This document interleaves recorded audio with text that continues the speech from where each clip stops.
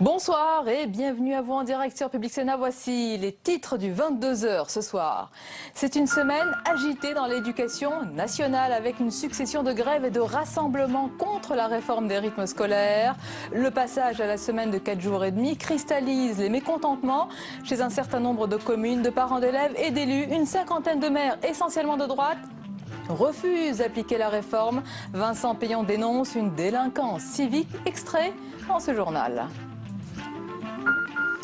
Et puis c'est assez rare pour être souligné. L'Allemagne est rappelée à l'ordre par Bruxelles en cause de trop bonnes performances en matière d'exportation qui se font aux dépens des autres pays de la zone euro. Berlin est donc prié de stimuler sa consommation intérieure pour en faire profiter les économies voisines.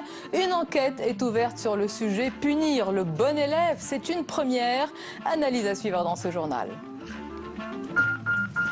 Enfin, comment faire si vous êtes socialiste, invité dans un dîner chez des gens de gauche? Vous vous demandez comment répondre à toutes les interrogations sur la politique du gouvernement, comment la défendre?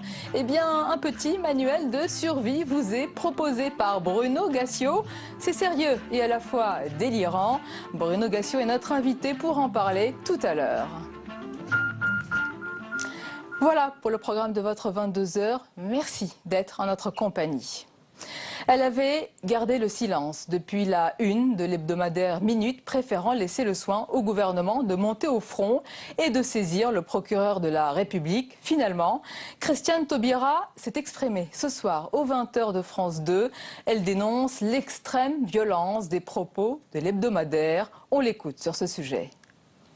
Il faut reconnaître qu'effectivement, ce sont des propos d'une extrême violence, parce que ces propos prétendent m'expulser de la famille humaine. Ce sont des propos qui me dénient mon appartenance à l'espèce humaine. Donc, ils sont violents et puis en plus, ils ne sont pas proférés n'importe où. C'est ici, dans ce pays de France, c'est-à-dire cette nation qui s'est construite sur une communauté de destin, sur du droit, sur des lois qui s'appliquent à tous, sur une égalité entre ses citoyens. C'est dans ce pays-là que des personnes s'autorisent à proférer de tels propos. Moi, j'encaisse le choc. Simplement, évidemment, c'est violent pour mes enfants, c'est violent pour mes proches, c'est violent pour tous ceux qui me ressemblent. Et la classe politique a été unanime pour condamner cette une. Le parquet de Paris a donc ouvert une enquête pour injure publique à caractère racial. Et il a été beaucoup question de ce sujet cet après-midi au Parlement. On voit tout cela avec Nathalie Guilloire.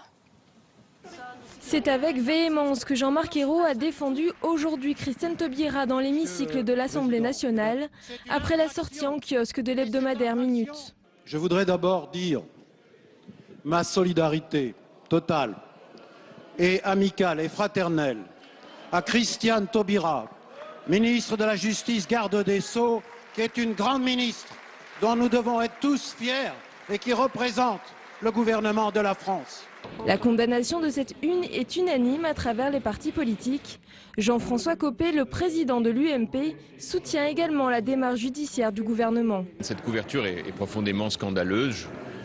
Je crois que toutes les Français sont choqués qu'un journal ait pu ainsi proférer des propos racistes. Et pour ce qui me concerne, je les condamne avec la plus grande force. Le journal encourt une peine de 6 mois et 22 500 € d'amende, mais ces sanctions sont difficilement applicables. C'est compliqué, c'est toujours compliqué dans ces matières-là parce qu'il y a une problématique de liberté d'expression. Il y a aussi des choses qu'on ne peut pas laisser passer parce qu'il faut bien fixer à un moment les limites judiciaires et sanctionner.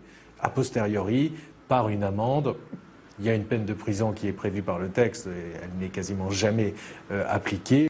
Les associations contre le racisme ont également décidé de déposer plainte pour injures racistes et provocation à la haine raciale. Dans l'actualité, des milliers de policiers se sont rassemblés cet après-midi aux abords de l'Assemblée nationale à Paris pour protester contre la baisse de leur pouvoir d'achat et dénoncer leurs conditions de travail, des conditions qu'ils qualifient de plus en plus d'insupportables, aussi bien sur le plan matériel que moral. On écoute sur ce sujet la réponse du ministre de l'Intérieur, Manuel Valls, au micro de Public Sénat. Contrairement à ce qui s'est passé entre 2007 et 2012, les crédits en faveur de la police et de la gendarmerie, les crédits de fonctionnement et d'investissement augmentent de 1%, ça reste limité, mais ils avaient baissé de manière très significative au cours des dernières années. Le bon travail de la police et de la gendarmerie n'est possible que s'il y a les effectifs et les moyens suffisants.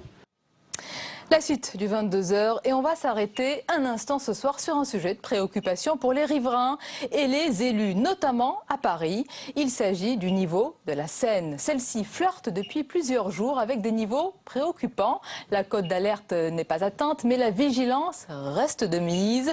Et c'est le cas aussi dans d'autres villes ou communes, comme celle de Sommières dans le Gard. Regardez ce reportage de Jérôme Rabier. Comme en atteste son pont romain datant du 1er siècle, Sommières a une histoire intimement liée au Vidourle, ce fleuve qui traverse la ville. Et si les inondations ne sont pas rares, la population et les collectivités locales ont appris à vivre avec. Oui, on vit avec le Vidourle et on vit bien avec le Vidourle depuis 2000 ans. Alors des fois il y a des à-coups, des fois il y a des problèmes, des fois il y a des inondations, mais on s'est adapté à ce niveau-là. Aucun rez-de-chaussée n'est habité, les compteurs électriques sont surélevés. Et partout dans la ville, des repères de crues sont là pour rappeler les inondations les plus importantes que la ville ait subies. Dans le repère de crue, et vous avez à côté tout le volume que ça donne, et bien entendu vous avez un aperçu au fur et à mesure. Regardez les rampes des balcons qui sont en face, c'était le niveau d'eau en 2002. Cette année-là, le Vidourle avait par 2 fois envahi la ville, faisant des dégâts considérables. La mairie est depuis chargée d'alerter les habitants en cas de crue annoncée. Pour les commerçants installés depuis longtemps, c'est presque devenu la routine. Par le téléphone, nous sommes informés qu'il va y avoir de l'eau. Alors, quand on est des bons Sommiérois, eh bien, tout de suite, on commence à déménager. Et bien sûr, quand le Vidourle est passé, eh bien, écoutez, on relève les manches, on prend un balai, un jet d'eau et on nettoie nos murs. Et dès qu'on le peut, on se remet au travail tout de suite. En plus de pouvoir compter sur les habitants, l'établissement public qui veille sur les territoires traversés par le Vidourle aménage des digues ou des installations de prévention, comme ces poteaux chargés de retenir déchets et troncs d'arbres en amont de la commune en cas de crue. Des travaux et une conscience du risque savamment cultivée qui font que la ville de Sommières, tout en se sachant menacée, peut tranquillement poursuivre son histoire 2 fois millénaire au bord de l'eau. Et dans l'actualité économique aujourd'hui, Arnaud Montebourg dévoile son plan de résistance pour sauver les entreprises en difficulté. Le ministre du redressement productif a annoncé un fonds de 380 millions d'euros pour faire face, dit-il, aux licenciements qui se multiplient dans l'industrie française. Les détails avec Cécile Sixou. Fagorbrandt, la redoute, après la vague de plans sociaux, Arnaud Montebourg sort les grands moyens. Il met 380 millions d'euros sur la table. Objectif, aider les entreprises de plus de 400 salariés en difficulté. L'État jouera alors le rôle des banques défaillantes, selon le ministre, dans leur rôle de soutien à l'économie. Son ministère prêtera donc de l'argent aux industries en besoin, mais sous conditions. Nous ne prêtons pas à la tête du client. Nous prêtons lorsqu'il y a un repreneur, des perspectives industrielles de retour à meilleure fortune et avec un sauvetage qui nous paraît sérieux de l'outil industriel et du plus d'emplois possible. Le ministre du redressement productif compte donc réactiver un vieux fonds des années 50, le Fonds de développement économique et social, doté de 80 millions d'euros, qui permet à l'État de consentir des prêts à des taux inférieurs au marché, auxquels s'ajouteront 300 millions d'euros votés dans le budget 2014. Un plan de résistance salué par Jean-François Roubaud, le patron de la CGPME, qui espère bien que les petites et moyennes entreprises ne seront pas oubliées. Les difficultés financières, elles sont encore plus importantes dans les petites entreprises, dans les entreprises souvent de 10, 15 ou 50 salariés. Et c'est celle-là aussi qu'il faut sauver. Donc l'effet très positif, la CGPME note ça sur la proposition de M. Montebourg, son projet, ça c'est une bonne chose. Mais quid pour les plus petites? Quid pour les sous-traitants? Quid pour ceux qui sont les fournisseurs de ces grandes entreprises? Le ministre du redressement productif propose également une modification des lois sur les faillites et un accompagnement social renforcé pour les salariés perdant leur emploi.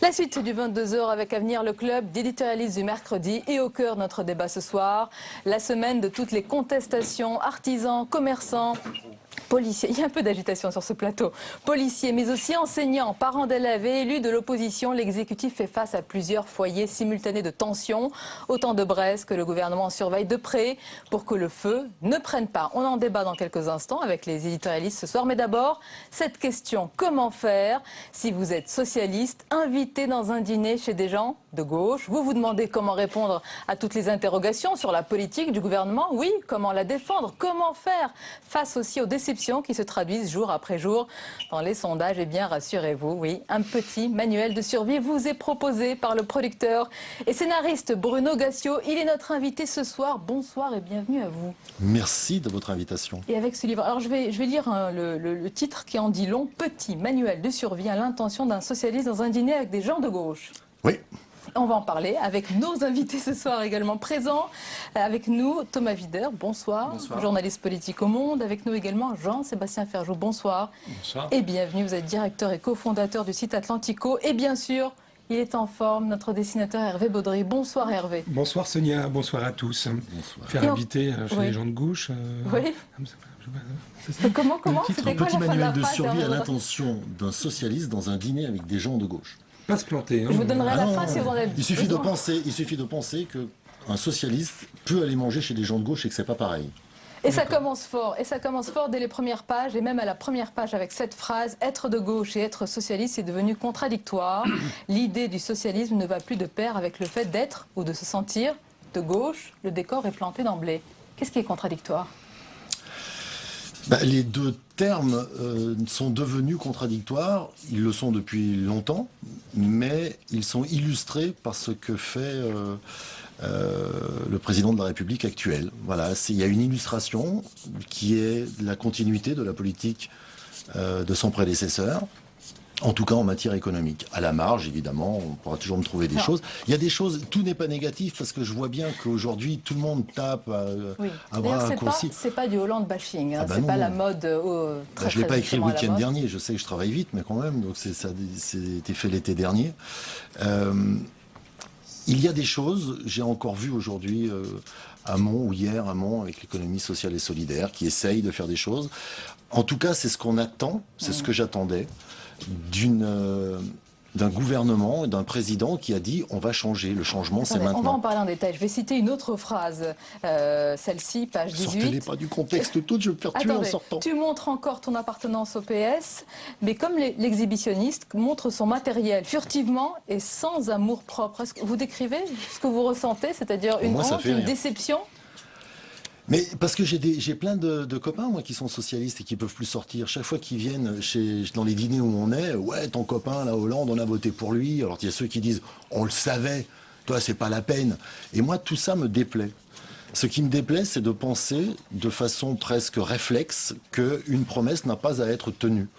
Il y a un monsieur qui s'appelle Charles Pasqua qui a dit un jour, les promesses n'engagent que ceux qui les écoutent.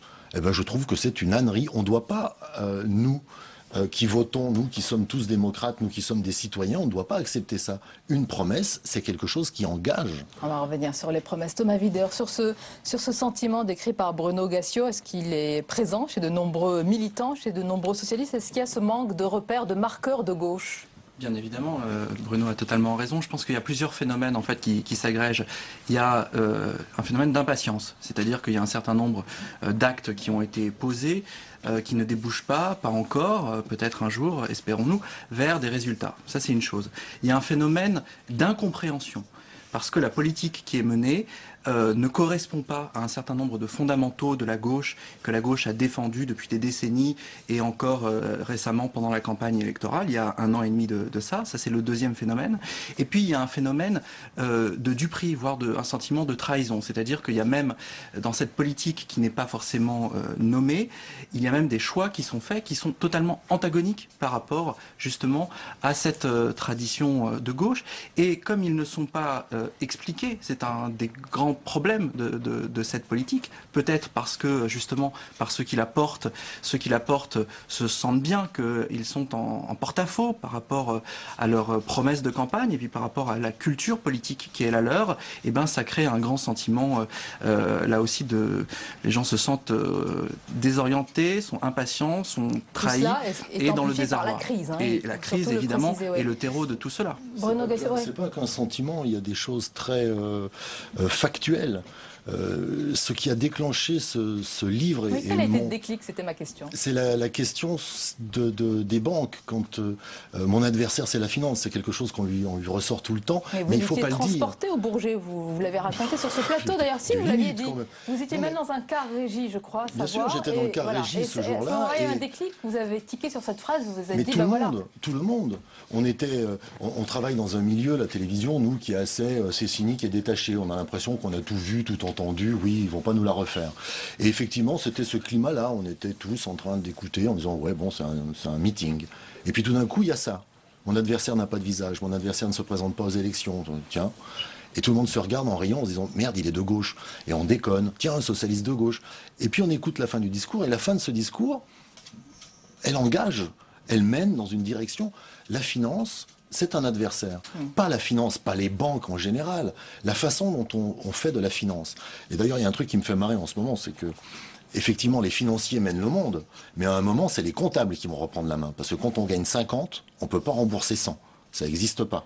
Et aujourd'hui, on est encore dans l'idée que la dette va grimper jusqu'au ciel. On va parler des propositions, parce que c'est un livre de propositions. Justement, on va les Roosevelt détailler. 2012. Jean-Sébastien Ferjou, sur cette distance, cette contradiction entre socialistes et personnalités de gauche, ça vous fait sourire ? Non, parce que je pense que c'est une question fondamentale. Après, là où je comprends moins Bruno, pour le coup, c'est que je trouve que dire être de gauche, ça relève plus de l'incantation qu'autre chose de nos jours, parce que sur la lutte contre la finance, vous pourriez trouver des tas de gens de droite qui vous expliqueraient la même chose. Mais sur la difficulté qu'il y a à définir ce qu'est être de gauche ou être de droite à l'heure actuelle, puisque la plupart des enjeux contemporains du monde politique, on l'a vu encore aujourd'hui avec les décisions de Bruxelles de remettre en cause les excédents allemands. C'est quoi être de gauche sur l'Europe? C'est quoi être de droite sur l'Europe? Et ce qui me paraît paradoxal, c'est finalement dire il mène pas une politique de gauche, mais en même temps il mène malgré tout plus ou moins la politique sur laquelle il s'était engagé. Moi, ce qui me paraît plus que justement juste se revendiquer de valeurs comme ça, comme une pancarte dans une manif sans y mettre de contenu réel derrière, ça m'intéresse plus de raisonner en termes de justice sociale, d'efficacité, pas juste de ça, c'est une tradition de gauche. On s'en fiche que ce soit une tradition ou que ça n'en soit pas. Ce qui compte, c'est est-ce que effectivement l'objectif poursuivi atteint des résultats concrets. Mais il y a tout un tas de propositions. Je travaille depuis 2 ans avec un collectif qui s'appelle Roosevelt. On a une quinzaine de propositions qu'on a portées. On est allé à l'Élysée, on va régulièrement à Matignon. Enfin, moi, mais la route où vous allez régulièrement, vous l'avez dit, à l'Élysée régulièrement. Vous êtes déjà allé à l'Élysée régulièrement. Vous avez rencontré des conseillers du président, notamment Emmanuel Macron, le secrétaire général adjoint de l'Élysée. On a souvent souligné son rôle, son influence auprès du président pour la politique économique. Mais que vous a-t-il dit quand vous lui avez parlé de vos propositions ? On est resté 2 heures. Il y avait Michel Rocard, il y avait Pierre Laroutourou et un autre dont j'ai oublié le nom. Je te prie de m'excuser. Et il a marqué l'entretien, oui. Ah oui, non, mais c'était très marquant. Il parlait de l'eau. Lui, il parlait de l'avenir, vraiment sur des choses très importantes qui concernent l'économie. Et sur la politique économique que vous a dit Emmanuel Macron, alors quand vous l'avez interpellé là-dessus. On a 30 ans de retard. J'ai l'impression qu'on fait une politique des années 80. On a 30 ans de retard. Et quand je lui ai dit, mais pourquoi? On a une proposition pour renégocier l'ancienne dette, la dette qui nous plombe et sur laquelle on paye d'énormes intérêts. Il y a un moyen d'arrêter de payer ces intérêts. C'est très simple. Et on lui en parle. Rocard saute sur ce que je dis en disant il a raison ou il a tort. Et Macron dit il a raison. Et pourquoi on ne le fait pas? Il m'a regardé, il m'a dit on ne change pas un homme. Et moi, ça me fout les jetons. Thomas Wider. On voit bien d'autres choses que la gauche. Pour répondre à la gauche et à la droite, je pense qu'effectivement, le problème est réglé depuis très longtemps. Le clivage n'est pas là. Le clivage, il est on régule ou on régule pas. Réguler, ça veut dire un État fort, un État qui prend des décisions, un État qui ne laisse pas faire. Aujourd'hui, on est dans un monde, on peut que le constater, dans un monde de laisser-fairisme. On laisse faire. Et ce laisser-fairisme fait que le capitalisme contester le fait qu'il y a toujours plus de réglementation sur tout et sur rien. Quand on voit Corinne Filippetti en train de se poser la question d'encadrer la revente de livres d'occasion sur Amazon et autres, on en vient à réglementer vraiment tout. Oui, mais on réglemente tout, sauf la finance. On réglemente tout sauf la finance. Quand on augmente les impôts de ma tante Josette de 280, elle va payer pour la première fois de sa vie 280 €. Elle ne peut pas être contente et je ne peux pas comprendre. Quand je vois que Google n'en paye pas, je ne peux pas comprendre non plus. Oui, donc à un moment, donc voilà, puisque tout le monde partage cette analyse. Qu'est-ce qu'on fait? Attendez, justement, et vous posez la question. J'aimerais bien finir de Bruno répondre, Gassio. c'est vachement important. Allez-y. Je pense que le désamour vient aussi du fait que quand on dit on va s'en prendre à la finance et que on a les manettes, on doit le faire. Si on ne parvient pas à le faire, on doit dire je n'y parviens pas pour telle et telle raison. Et comme ça, il n'aura jamais 22 personnes de satisfaits. Vous dites combattre la finance, qu'est-ce que vous allez faire? Vous allez renverser la table, monter sur la table avec vos petits points, vous allez donner un coup de poing? Eh bien, cette façon de penser-là fait qu'on accepte ce que fait M. Hollande, on accepte ça. Ce qu'on doit faire, c'est aller... Il y a eu un exemple très simple, je l'ai déjà dit hier, si je me fais choper pour le petit journal, ils vont dire, répète toujours la même chose. Madame Thatcher, quand elle est arrivée dans les sommets, les premiers, elle a tapé sur la table en disant « I want my money back ». Tout le monde se foutait d'elle. Monsieur Chirac a même dit « Qu'est-ce qu'elle veut la vieille, mes couilles sur un plateau ». Il était très vulgaire. 2 ans après, elle a eu son money back. Parce qu'elle a insisté, elle a dit des choses, elle les a affirmées, elle les a portées. Exactement. Ce qui ne se passe François pas. Hollande, parce que ce que vous disiez, Sonia, en disant « Mais finalement, qu'est-ce qu'on peut... » Oui, on est d'accord, mais particulièrement à lui, et c'est lui qui est le président de la République à l'heure actuelle. Mais ce que vous disiez là en disant « Mais finalement, qu'est-ce qu'on peut faire contre la finance ?» On l'entend, mais tellement souvent. Qu'est-ce qu'on peut faire contre Madame Merkel? Qu'est-ce que vous voulez qu'on fasse contre la Chine, contre la mondialisation? Mais à ce compte-là, qui ne se présente pas. Oui, mais malgré tout, la volonté peut exister et il peut y avoir des solutions. Je voudrais revenir sur ce qu'a dit Bruno Gassio tout à l'heure, parce qu'il évoquait ce très beau moment qui était ce meeting du Bourget du 22 janvier 2012. Je pense que le drame, la tragédie que vit François Hollande et l'ensemble de son gouvernement aujourd'hui, c'est que finalement, c'est cette image qu'ont retenue les Français. Mais c'est parce que on a oublié derrière tout ça quelle était l'histoire de François Hollande, quelle était l'histoire de ses principaux ministres, d'un Pierre Moscovici ou d'un Manuel Valls. Ces gens-là ont toujours été, depuis la fin des années 80, depuis qu'ils ont commencé la politique, disons plutôt à la droite du Parti Socialiste. Quand on se replonge dans les textes d'Hollande, de l'époque où il était avec Delors, à l'époque du Club Témoin, à l'époque où Moscovici était avec Strauss-Kahn, quand Valls a commencé son ascension au début des années 2000, en matière économique, ils étaient de vrais sociaux-libéraux. Valls a toujours défendu des positions extrêmement droitières au sein du parti socialiste. Il est quand même celui qui, en 2010, je crois, a failli être exclu par Martine Aubry pour avoir dit que le Parti socialiste devait être rebaptisé, que le socialisme était à renvoyer, était une idée du 19e siècle. Donc, tous ces gens-là, à un moment donné, ils ont fait de la politique. Avant l'élection présidentielle, François Hollande a appliqué la stratégie, la tactique qui avait été celle de François Mitterrand en 1981. On rassemble son camp à gauche et on fait une campagne à gauche. C'est évidemment à ce moment-là que tous les projecteurs étaient braqués sur lui. Ça a été ce très beau discours du Bourget, mais on pourrait rajouter également la journée du 24 février 2012, Florange, quand il est sur la camionnette. Et c'est ça qui construit une campagne électorale. Et à ce moment-là, tout le passé, on l'oublie parce qu'on est focalisé sur l'instant. Et puis, voilà, il y a une dichotomie entre les deux. Et aujourd'hui, finalement, ces gens-là sont fidèles à ce qu'ils ont été, mais infidèles à ce qu'ils ont promis. Je crois que seront balayés aux prochaines élections au profit d'un parti qui, lui, va faire des choses qui seront encore plus graves. Non, parce que ce qu'on oublie, c'est pas qu'ils étaient sur des positions que vous appelez droitières, mais en tout cas plus ou moins libérales d'un point de vue économique. Ce qu'on oublie, c'est que François Hollande, pendant les 10 ans et quelques où il a dirigé le Parti Socialiste, n'a jamais fait l'aggiornamento du Parti Socialiste, alors qu'il change de nom, qu'il change pas de nom, mais il n'a pas produit de vision du monde. C'est pas tout à fait. Je suis désolé, quand il va en Allemagne et qu'il dit que la social-démocratie c'est très bien et qu'il revient en France et qu'il dit que pas du tout, il a pas dit ça. Quand il va à Londres, il dit le communisme, vous inquiétez pas, ça n'existe pas. Et puis il revient en France, il dit mon ennemi c'est la finance. Je suis désolé, non seulement il est incohérent dans les discours, et en plus, il y a des mots, il y a des paroles de campagne.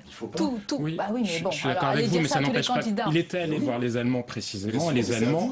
C'est à nous de dire ça. Ne dites pas n'importe quoi. C'est quand même insupportable. On a tous admis plus ou moins qu'il pouvait mentir. Non, moi je n'admets pas qu'il ne mentir. C'est pas de la naïveté. Il n'a pas de vision. Ah ben ça, je suis d'accord. Tout comme l'UMP c'est toujours ce procès qui revient, manque de cap, manque de vision, et c'est vraiment la réalité. Je ne crois pas du tout. Je pense que François Hollande, c'est ce que je viens de dire, il appartient à une certaine culture politique de la gauche qu'on peut juger molle, timide, etc. Mais en tous les cas, ou de droite, si vous voulez. Mais enfin, ce que je veux dire, c'est que il peut y avoir effectivement un sentiment sentiment de trahison, mais les actes qu'ils posent les uns à la suite des autres, qu'on peut absolument désapprouver. Il y a des cailloux blancs, selon vous, sur un sentier. Il y a une cohérence de la politique économique, absolument. Depuis ce qui a été fait, depuis ce qui a été posé au moment du pacte de compétitivité jusqu'à aujourd'hui, les gens de gauche peuvent trouver ça absolument aberrant ou quoi que ce soit, mais en tous les cas, ça a sa cohérence. On fait juste un détour. Regardez, Bruno Gassio, ça va vous intéresser par la caricature d'Hervé Baudry. La crainte de la finance, c'est passé au cigare électronique. Oui, il dit ça parce que voilà. Pourquoi, dites-nous? Ah oui, voilà, vous êtes muni de votre cigare électronique. C'est pas avec ça qu'on va combattre la finance. Non, ce que je voulais dire, c'est qu'il y a différentes propositions. C'est vrai, une politique alternative que vous portez avec Pierre Larouturou, donc au sein de ce collectif Roosevelt avec Rocard 2012. Mais on est 100 000 quand même maintenant. Vous êtes 100 000 exactement. Il y a un conseil qui revient souvent pour celui qui va affronter, donc on revient au titre, un dîner avec des gens de gauche, alors qu'il est socialiste, c'est la stratégie du tout ce qui arrive est inéluctable. C'est la faute à l'Europe ou à Merkel si ça va mal, c'est la faute à l'histoire, c'est pas la faute à Hollande, on reporte à chaque fois les fautes sur les autres. C'est une méthode pour s'en sortir. On peut toujours, par exemple... Conseil, ouais. Mais non, mais vous le faites naturellement, j'ai l'impression, mais pas vous. Je veux dire, les journalistes, souvent, le font. Et nous, quand on dit, par exemple, ils n'ont pas tenu une promesse, on dit, bah oui, mais bon, c'est une promesse de campagne. Et une sorte d'inéluctabilité, Rocard aimait bien ce mot, du mensonge presque, ou de la promesse non tenue, ou de l'impossibilité. Mais même dans l'impossibilité, on peut pardonner à quelqu'un. Je n'y arrive pas, je ne peux pas le faire. Mais qu'il pose sur la table les choses. Nous, on est allé le voir sur le logement. On a des propositions très concrètes sur le logement. Il y a le fonds de réserve qui est là, il y a 34 milliards qu'on place sur les marchés, qui perd son pognon. Les Hollandais l'ont mis dans la construction. Résultat, 5 ou 6 ans après, ça leur rapporte des loyers. On peut le faire. On est les loyers les plus chers d'Europe. On a 30%, on peut le faire baisser. Voilà, mis à part le logement. La vieille dette, on peut la faire. Dans ce petit manuel de survie, à l'intention d'un socialiste, dans un dîner avec des gens de gauche. Merci messieurs. Restez avec nous parce que je voudrais qu'on évoque un autre sujet dans l'actualité, avec la réaction très forte ce soir et avec aussi un choix de mots très précis de la ministre Christiane Taubira. Après la une de l'hebdomadaire d'extrême droite Minute, la garde des Sceaux a donc réagi dans le 20h de France 2 ce soir. Nous avons diffusé un premier extrait en début de journal où elle dénoncer l'extrême violence des propos de cet hebdomadaire qui nie, dit-elle, son appartenance à l'espèce humaine. On va écouter un autre extrait dans lequel elle évoque la désinhibition de la parole raciste dans notre société. On l'écoute. C'est absolument incontestable, c'est incontestable. C'est pour ça que nous devons faire face, c'est pour ça que nous devons faire front. Nous nous sommes un peu habitués à un certain nombre de débordements. Si vous faites le florilège, il y a d'ailleurs de très beaux communiqués de presse qui rappellent quand même, depuis mon arrivée aux responsabilités, tout ce qui a pu être dit, tout ce qui a été proféré. Alors je voulais avoir votre réaction déjà sur ce qu'elle dit, Thomas Wider, qu'elle dénonce une libération de la parole raciste, une désinhibition. Bah, elle a raison. Elle a raison, bien sûr que ça existe. Ça ne date pas d'hier.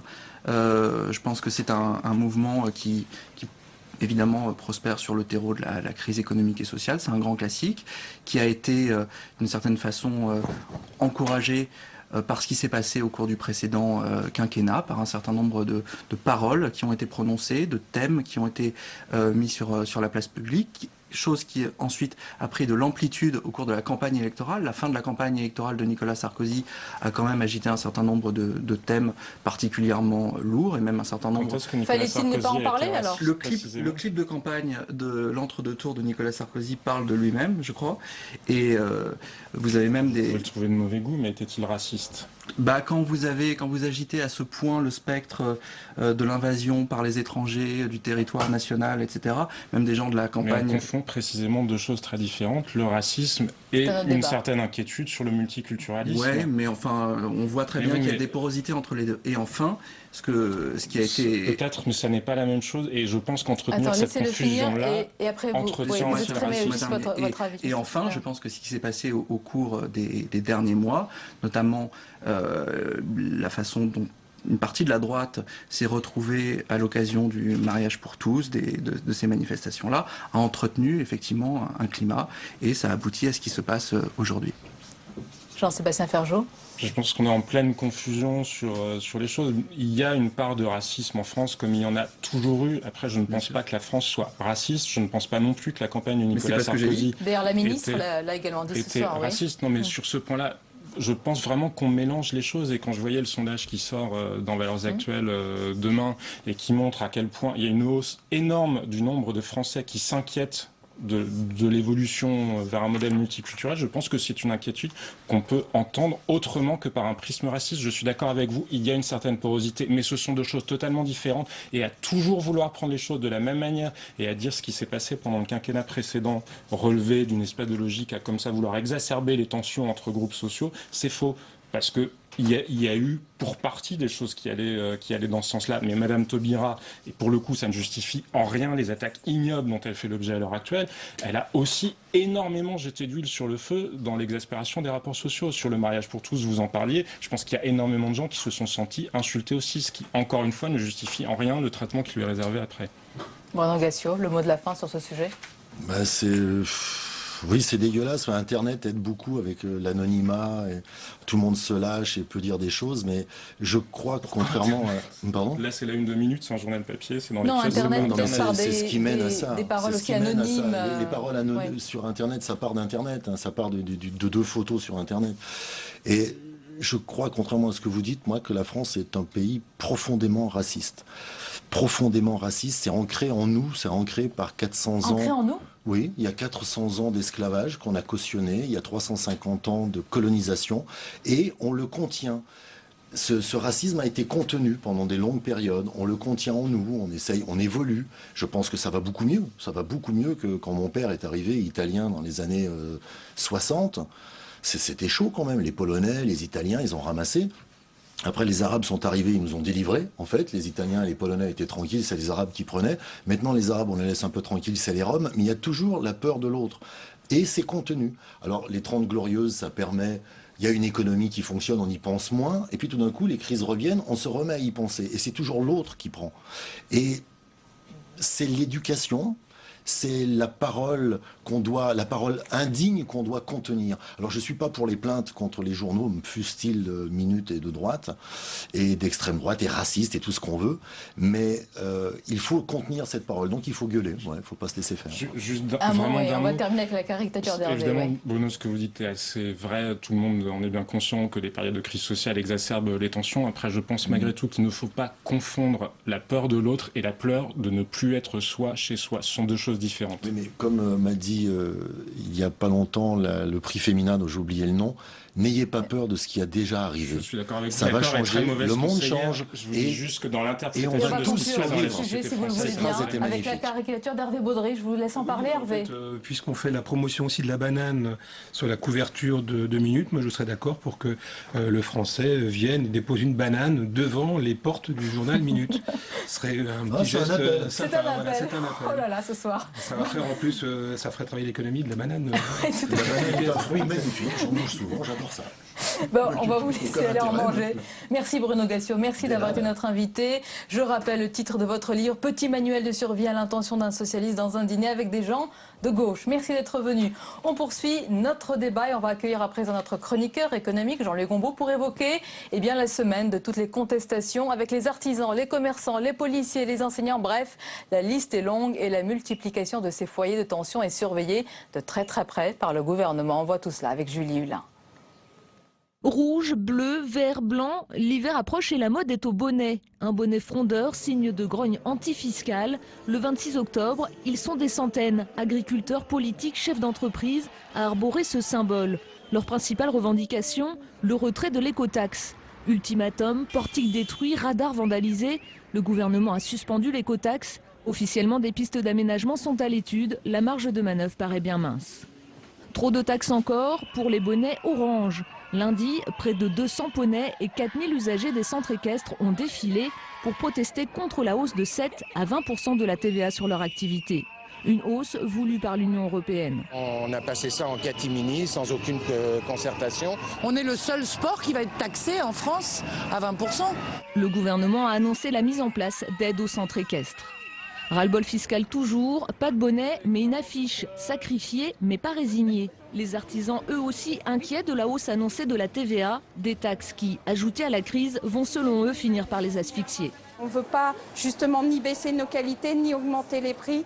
Donc c'est pas logique que ce soit l'artisan qui soit de nouveau taxé. Le gouvernement dit étudier un certain nombre de pistes. Et la mode du bonnet s'est étendue jusqu'à l'éducation nationale, un bonnet blanc contre le rythme scolaire. 2 mois après son entrée en vigueur dans 4000 communes, la réforme voulue par Vincent Peillon reste contestée.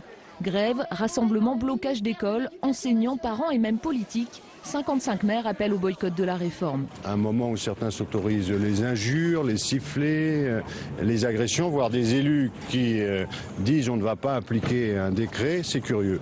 Un gouvernement qui tient le cap, mais la rue gronde. Et si le message est parfois dilué, le ras-le-bol semble lui bien réel.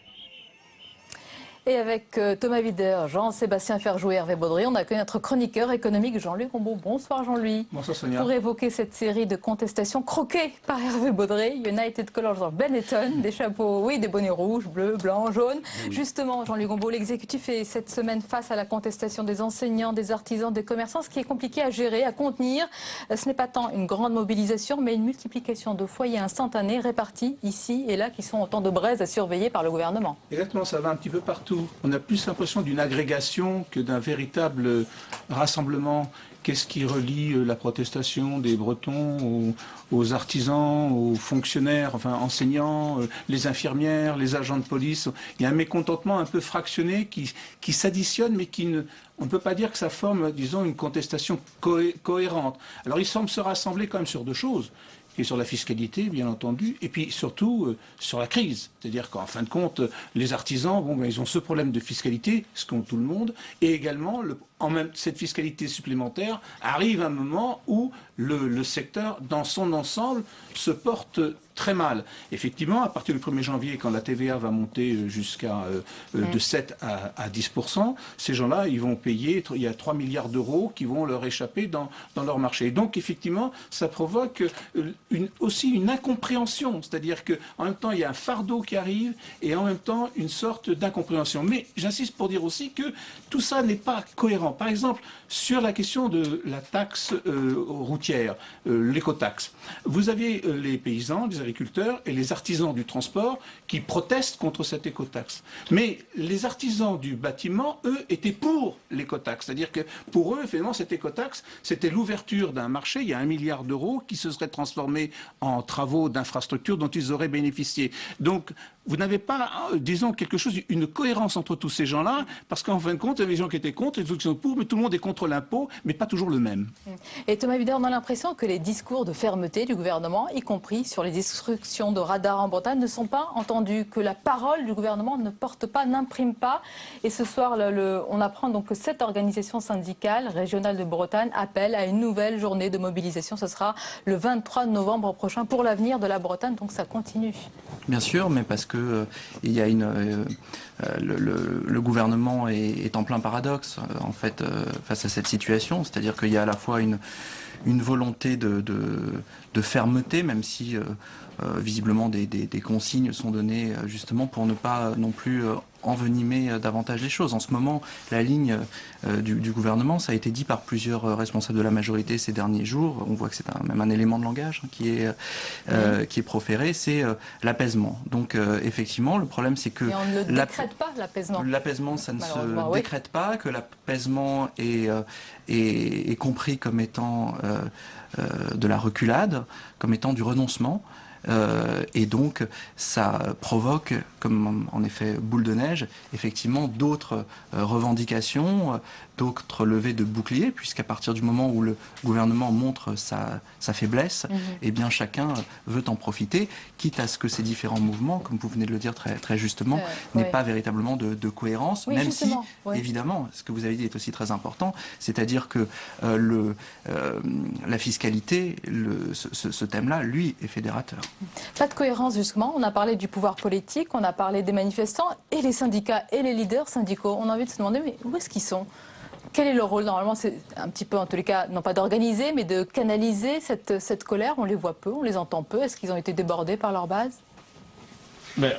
Paradoxalement, pour certains, et en tout cas au moins pour les mouvements patronaux, ils sont en train de commencer à faire des espèces de tours de France pour essayer de calmer les choses. Après, plus largement sur les syndicats, je pense que ça fait bien longtemps qu'ils représentent tellement plus les salariés français que de toute façon, voilà, ils sont assez déconnectés de ce mouvement-là et qui ne va pas en plus dans le sens qu'ils souhaiteraient. Et effectivement, il y a des tas de revendications qui ne sont pas très cohérentes, mais il y a une forme malgré tout de points communs dans l'ensemble de ces choses-là. Vous le disiez Jean-Louis, il y a le ras-le-bol fiscal, mais plus fondamentalement que ça, je pense qu'il y a une angoisse des classes moyennes qui perçoivent que l'État n'est plus à la hauteur de la pression fiscale qui est imposée. Et les gens commencent à se dire, ils sont de plus en plus réticents à payer pour un État dont ils trouvent qu'il est de moins en moins protecteur, paradoxalement, alors que dans le même temps, il les étouffe plus ou moins par un certain nombre de réglementations. Et ça, je pense que c'est un peu le point commun de toutes les revendications. Après, sur les mesures, effectivement, comme l'écotaxe, elle avait été mal conçue de toute façon. Alors, il y a deux aspects. Il y a une espèce de dureté fiscale et le pouvoir cède quand même sur certains points. Par exemple, dernière en date, c'est cet après-midi où quand même le ministre du Budget annonce que il y aura la TVA ne sera pas relevée de 7 à 10% dans les travaux de rénovation induits. C'est-à-dire, en fin de compte, c'est-à-dire vous faites un travail comme pour faire les protections thermiques, et ça vous fait un investissement, mais si vous devez refaire la peinture autour de votre changement de fenêtre, ben ça sera taxé. Donc ça fait 20% de l'activité du BTP. Donc il recule sur l'épargne. Il recule sur l'écotaxe, il recule. Donc on a l'impression d'un pouvoir qui frappe fiscalement, mais qui est fragile. Que n'aurait-on pas dit sur l'épargne s'il n'avait pas reculé également? Peut-être que ça ne serait pas de l'apaisement à court terme, mais je pense qu'il y a eu un virage qui s'est passé avec cet automne et l'affaire Leonarda notamment, parce que quand on regarde dans les enquêtes d'opinion, il y a eu un vrai tournant. Avant, les Français reprochaient à François Hollande des choses qu'ils ne le trouvaient pas forcément très courageux ou pas forcément très compétent. Sa personne n'était pas mise en cause, contrairement à Nicolas Sarkozy, dont l'impopularité était vraiment construite sur un rejet de qui il était. Là, François Hollande, maintenant, il cumule deux choses. Il cumule à la fois un procès en incompétence et en plus un rejet de sa personne parce qu'on le soupçonne d'être mou, d'être... Pour conclure sur ce sujet, parce qu'on parle de fronde, de colère, certains affirment même que le pays est au bord de l'insurrection, mais est-ce qu'on peut comparer avec l'histoire récente? Il y a eu des moments de tension, il y a eu les grandes grèves de 95, il y a eu les révoltes de banlieue et d'autres aussi avant. Mais dans ce continuum, le climat social aujourd'hui est-il vraiment aussi si inquiétant qu'il l'était auparavant? Difficile à dire. Très honnêtement, je pense qu'on exagère en disant que le pays est au bord de l'insurrection. Et c'est vrai que parfois, quand on voit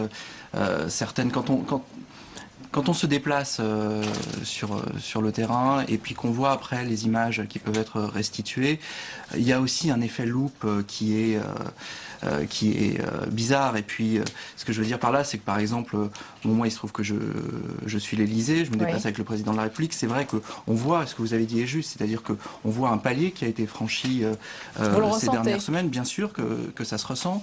Mais ce que je veux dire aussi, c'est que par exemple, au cours de cette journée du 11 novembre où des huées ont été proférées, j'étais à Oyonnax avec lui, et c'est vrai que quand il est sorti de la mairie le soir, il y a eu un climat très pesant. Bon, c'est ça qui a été montré.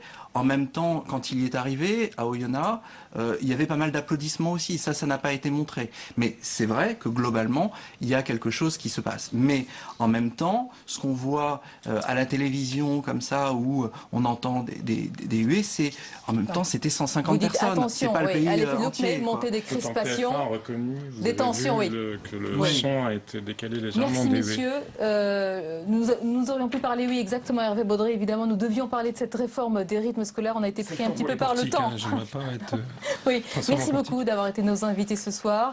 La dernière page de notre débat, et on va parler à présent de la majorité. Elle aussi, elle est déboussolée, elle est tourneboulée par ces contestations qui montent à l'approche des élections intermédiaires. Les parlementaires sont très inquiets et la majorité a le blues aussi au Sénat. Oui, la Chambre haute se sent mal aimée. On écoute quelques réactions et à suivre l'analyse politique de Perrine Tarnot. Ce que je crains, c'est que dans le travail parlementaire et le travail qui se fait entre les deux assemblées, le Sénat était habituellement respecté par l'Assemblée nationale pour la qualité de son travail de législateur, ce qui permettait dans la discussion, bien que l'Assemblée ait le dernier mot, d'arriver à obtenir des avancées et à faire des textes de compromis. Maintenant, ce qui se passe, c'est que l'Assemblée regarde de très loin ce qui se passe au Sénat. De toute façon, il n'en sort rien. La majorité de gauche, qui a joué l'alternance et l'a réussi en septembre 2011, n'en fait rien. Elle n'en fait rien et au contraire, elle l'humilie et elle affaiblit l'institution qu'est le Sénat. Et on a un gouvernement qui nous dit non mais bon tant pis, le Sénat sont des incompétents, donc on va les discuter avec l'Assemblée nationale, le Sénat ne sert à rien. Donc le vrai débat aujourd'hui c'est un débat démocratique. Il faut que le gouvernement assume ses responsabilités et nous dise est-ce que le Sénat ne sert à rien. Et on accueille notre journaliste politique, Perrine Tarnot. Bonsoir Perrine. Bonsoir Sonia. Pour évoquer, on vient de l'entendre, le blues au Sénat, en tous les cas, le blues chez les sénateurs socialistes. Oui, surtout parce que là, on vient d'écouter Gérard Larcher et Chantal Joanneau, ils sont surtout dans leur rôle d'opposants, c'est un peu normal, mais effectivement, le sonore de Laurence Rossignol, sénatrice socialiste, porte-parole du Parti socialiste, est intéressant, parce que grosso modo, elle nous dit, eh bien, le gouvernement s'en fiche du Sénat, le délaisse et s'appuie uniquement sur sa majorité absolue à l'Assemblée nationale. Et elle exprime ainsi bien, Laurence Rossignol, l'état d'esprit des sénateurs socialistes qui sont assez désabusés, déprimés, douchés après leur victoire euphorique de 2011. Ils pensaient qu'un gouvernement de gauche allait avoir un petit peu plus de considération pour le Sénat. Il faut peut-être rappeler quand même que la majorité de gauche ici au Sénat est courte, très courte, de 6 petites voix seulement d'avance, et qu'en plus elle ne correspond pas à la majorité gouvernementale. Il suffit donc que les communistes décident de ne pas soutenir le gouvernement sur un texte, et aussitôt celui-ci, voilà, et c'est souvent le cas, aussitôt ce texte est rejeté par une alliance souvent improbable entre le front de gauche et la droite. Alors on peut rappeler effectivement pêle-mêle le rejet du projet de loi de finances en 2013, sans doute celui dans quelques semaines du projet de loi de finances pour 2014, le rejet de la limitation du cumul des mandats, et puis encore la semaine dernière ce rejet unanime, 346 voix contre pour le projet de loi sur les retraites. Laurence Rossignol le souligne elle-même cette semaine, c'est intéressant finalement de voir une institution creuser elle-même sa propre tombe. Et dans ces conditions, le risque est vraiment réel d'affaiblir le Sénat, la Chambre haute? Non, on voit bien que dans le contexte actuel, le jeu du gouvernement, on a bien vu Manuel Valls faire peu de cas effectivement du Sénat lors de l'examen de certains textes. Marisol Touraine sait très bien que l'Assemblée nationale rétablira la version du gouvernement pour le projet de loi sur les retraites, parce que finalement c'est cette réalité des institutions qui l'emporte. Constitutionnellement, l'Assemblée nationale a le dernier mot. Mais certains peuvent effectivement être tentés de demander à quoi ça sert finalement le Sénat, à quoi ça sert le bicamérisme. C'est la crainte des sénateurs en ce moment. Certains sénateurs de droite en rajoutent, soufflent un petit peu sur les braises. Un élu UMP nous disait la semaine dernière, le gouvernement agit de manière manifeste pour affaiblir la parole du Sénat. Que les sénateurs se rassurent, rien de tel pour l'instant. En tout cas, cette situation durera jusqu'aux prochaines sénatoriales. C'est en septembre 2014, mais pas sûr qu'en septembre 2014, une majorité plus claire dans un sens comme dans l'autre sorte des urnes. Et c'est donc à suivre. Merci beaucoup Perrine Tarnot. On termine sur le dessin d'Hervé Baudry. Si ça continue, on voit un sénateur, oui, il portera le bonnet de nuit. Merci de nous avoir suivis. Merci messieurs d'avoir été nos invités. Belle et douce nuit et je l'espère au chaud. À demain avec plaisir.